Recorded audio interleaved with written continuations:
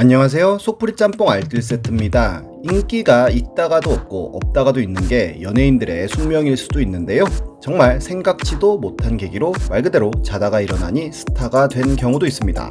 이번엔 정말 뜻밖의 계기로 한방에 뜬 연예인들을 모아봤습니다. 그럼 한번 볼까요? 첫 번째는 조세호입니다. 조세호는 2001년 SBS 개그 콘테스트에서 대상을 수상하며 데뷔를 합니다. 풍성한 파마머리를 앞세우며 양배추라는 예명으로 활동을 했었는데요. KBS로 와서도 개그 콘서트에 출연하며 조금씩 인지도를 높여가다가 팟짱에서 말가면으로 한번 빵 터뜨리면서 그래도 전 국민이 얼굴을 아는 개그맨으로 성장했고, 공익근무요원 소집 해제 후에는 양배추가 아닌 본명인 조세호로 활동하면서 코미디 빅리그와 레츠고 시간탐험대 등에서 어느 정도의 인기를 모읍니다. 그리고는 해피투게더에도 고정으로 출연하지만 불량 욕심으로 갑분싸를 자꾸 만들면서 비호감이 되어가는데요. 사람들이 얼굴은 알지만 그렇게 재밌거나 웃기지는 않은 그저 그런 개그맨으로 굳어지던 중 2015년에 세바퀴에서 탄생한 명장면 때문에 조세호의 인기는 급반전을 맞이합니다. 김은국이 뜬금없이 조세호에게 왜 안재욱의 결혼식에 오지 않았냐고 물어본 곳인데요. 조세호는 모르는데 어떻게 가요? 라며 특유의 억울한 표정을 지었는데 이게 짤방으로 돌기 시작하더니 1년 후쯤에는 아예 하나의 밈이 되어버립니다. 조세호는 프로 불참러가 되었고, 이 프로 불참러 이미지는 항상 까이던 조세호의 평소 이미지와 묘하게 맞아떨어지면서 폭발적인 인기를 모으는데요. 사람들은 어마어마한 패러디를 하기 시작했는데 이은결의 여자친구와 처음 사귄 날을 몰라서 까이기도 하고, 같은 채소류인 상추를 감싸주지도 않았다고 까이고, 심지어 본인 당직 썼는데 도와주러 안 왔다면서 까이기도 하고, 대한민국 해군에서도 나라사랑 호국음악회에 조세호 씨가 안 왔다며 올리는 등 한동안 대한민국을 휩쓸어버린 불참러가 되어버렸습니다. 안재욱 역시도 딸 100일 잔치에도 조세호 씨는 안 왔다는 드립을 쳤으며 나중엔 안재욱, 김은국, 조세호 세 사람이 한 프로그램에서 만나기까지 합니다. 이 인연으로 김은국과는 광고도 촬영하고 기아 소울 광고로 최대한 많은 행사에 참여하는 기네스 기록에까지 도전하였으며, 양배추 이후 확실한 캐릭터가 없던 조세호는 이 이후로 프로 불참러의 억울한 캐릭터로 확실히 자리를 잡았고, 이후로는 무한도전의 마지막 멤버가 되기도 하고 지금도 유재석과 함께 프로그램을 진행하는 등 탑티어급의 연예인이 되어 엄청난 활동량을 보이고 있습니다. 다음은 해리입니다. 해리는 2010년 걸그룹 걸스데이의 막내로 데뷔하는데요. 몇 년간은 거의 암흑기라고 할 정도로 인기가 없었습니다. 그나마 2013년에 발표한 여자 대통령이 살짝 히트하긴 하지만 인지도가 가장 있는 멤버는 메인 보컬을 맡고 있던 미나였는데요. 천하장사 아이돌, 무한도전 등에 출연하면서 힘이 센 모습을 보여주며 어느 정도의 인지도를 보여주었지만 실제로 해리의 이름이 가장 많이 뉴스에 나왔던 건 2013년에 나온 토니 앙과의 열애 뉴스였습니다. 하지만 토니 앙과도 그해 11월에 헤어지면서 해리라는 이름보다는 토니의 전 여친으로 불리는 경우가 더 많았었는데요.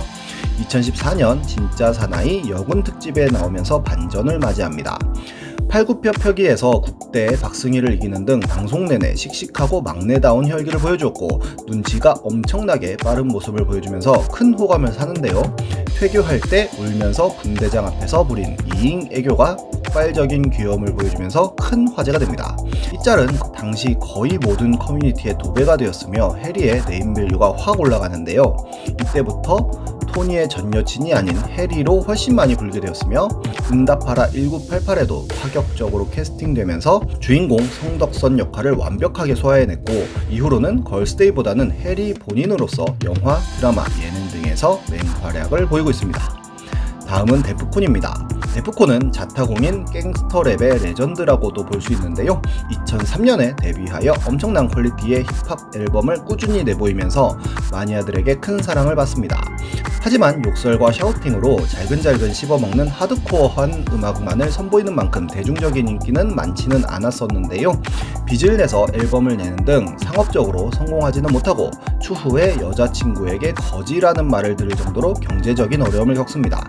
그러다가 2008년 MT왕이라는 프로그램에서 처음 만난 정영돈이 무한도전 조정특집에서 2명의 추가 멤버를 뽑는다며 즉석에서 데프콘을 부르는데요.